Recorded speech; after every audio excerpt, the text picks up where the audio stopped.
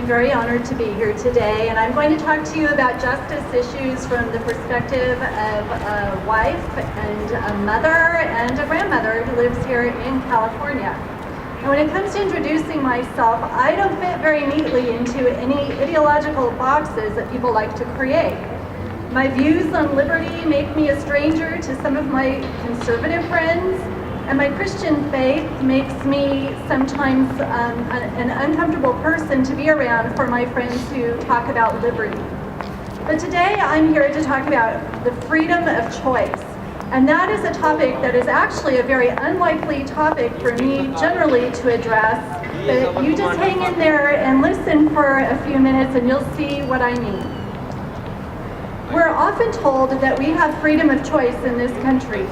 But in the things that really matter, our choices are growing increasingly limited. Our choices are disappearing because we allow political agendas that limit choice to control our lives. When we think about political choices, for example, we're limited to two parties. When we choose our media that we listen to learn about what's going on around us and in the world, we're encouraged to pick between Fox News and CNN, or to listen to NPR or Rush Limbaugh, or to read the Huffington Post or the Drudge Report. But if you want something like ice cream or jelly beans, or even a beverage with high fructose corn syrup in it, you have hundreds of choices before you. The popular show American Idol picks from thousands of choices. We have countless sports teams, and the tabloids filled with the exploits of reckless celebrities are plentiful. Yet in the things that really matter, our choices are disappearing. The papers limit their criticisms to just their opponents, and they give a pass to those who support their ideology.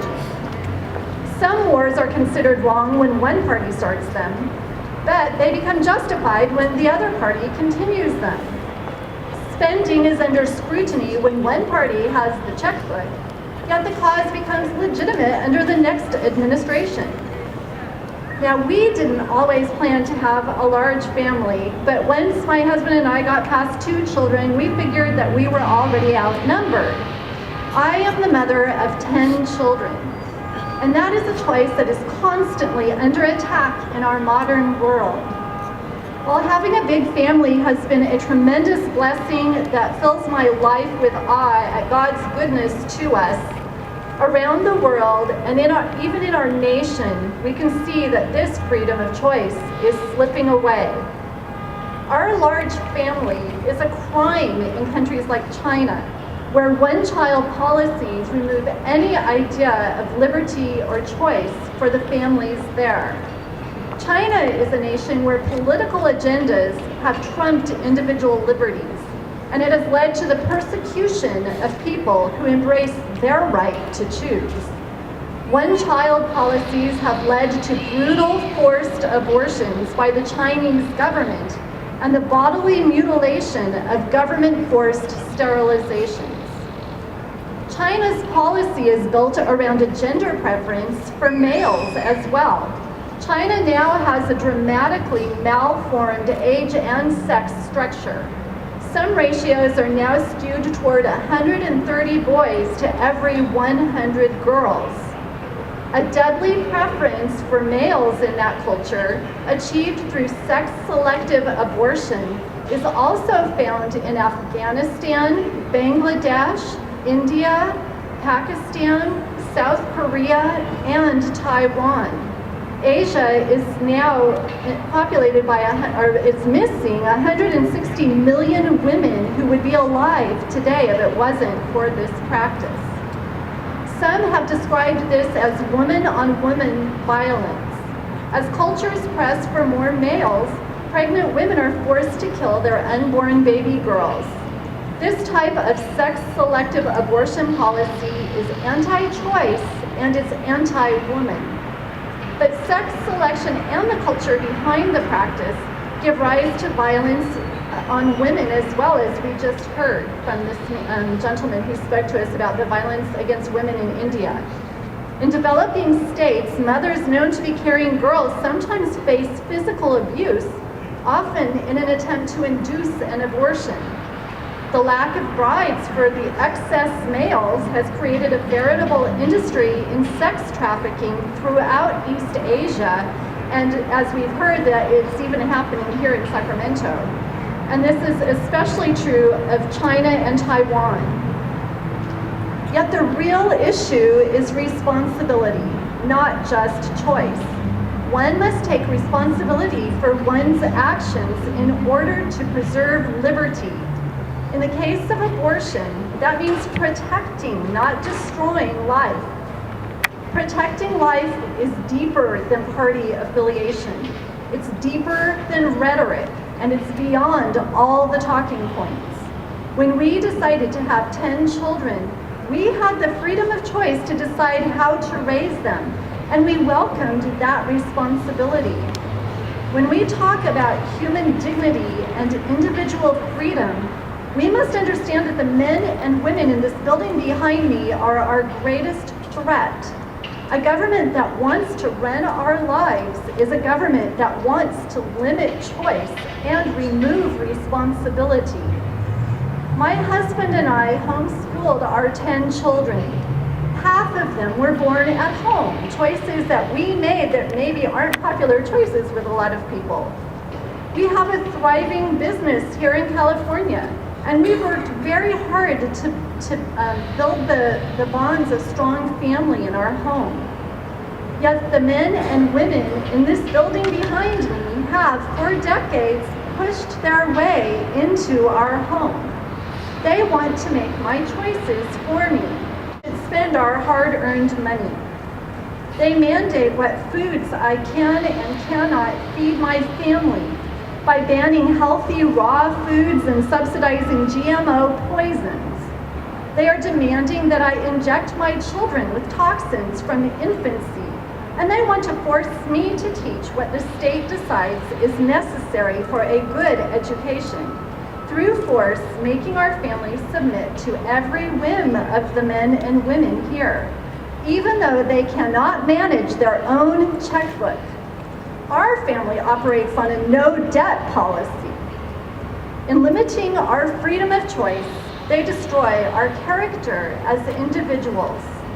The choices I make in my kitchen, in my bedroom, or in any room in my house, those choices are not under the jurisdiction of the men and women behind me. I'm not going to allow them to keep robbing our freedom, and I'm going to continue to teach my children not to give that freedom away. Try to rob a mother bear of her cubs, and mama responds with ferocious protection. We will not welcome state intrusion into our kitchens, our bedrooms, or into our wombs through subsidizing abortion.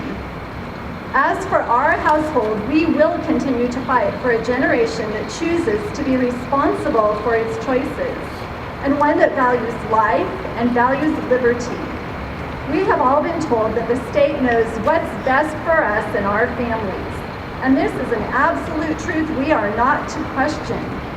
Thus, an entire generation of people think the limited choices they are given are their only choice.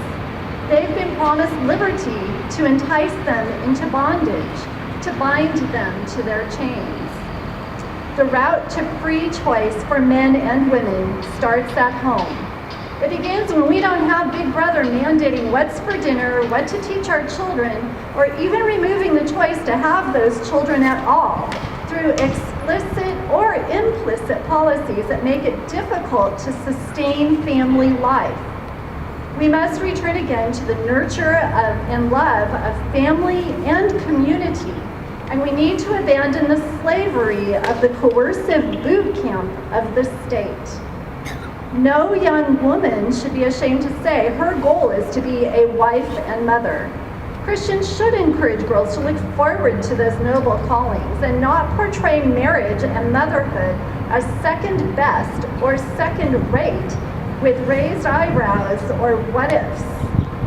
True choice belongs to those who do no harm and refuse to allow the state to deprive anyone of their God-given rights. Let me leave you with a poem, and I thought that the poem we heard earlier was really amazing and she's a very gifted poet. But I'm going to leave you a poem that I didn't write, It's by a woman named Ella Wheeler Wilcox, and it addresses the need of the hour. What does our country need? Not armies standing with sabers gleaming ready for the fight. Not increased navies, skillful and commanding, to bound the waters with an iron might. Not haughty men with blooded purses trying to purchase souls and keep the power of the place. Not jeweled dolls with one another vying for palms of beauty, elegance, and grace. But we want women, strong of soul, yet lowly, with that rare meekness born of gentleness. Women whose lives are pure and clean and holy. The women whom all little children bless. Brave, earnest women, helpful to each other, with finest scorn for all things low and mean. Women who hold the names of wife and mother far nobler than the title of a queen.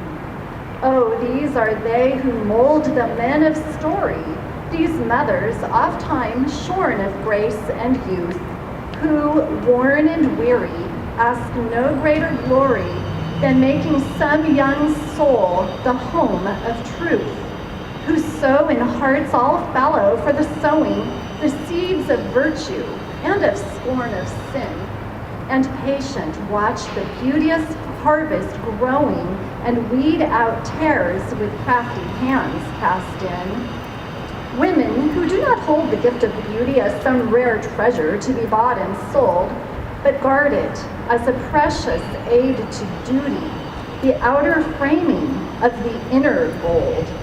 Women who, low above their cradles bending, let flattery's voice go by and give no heed, while their pure prayers like incense are ascending. These are our country's pride, our country's need.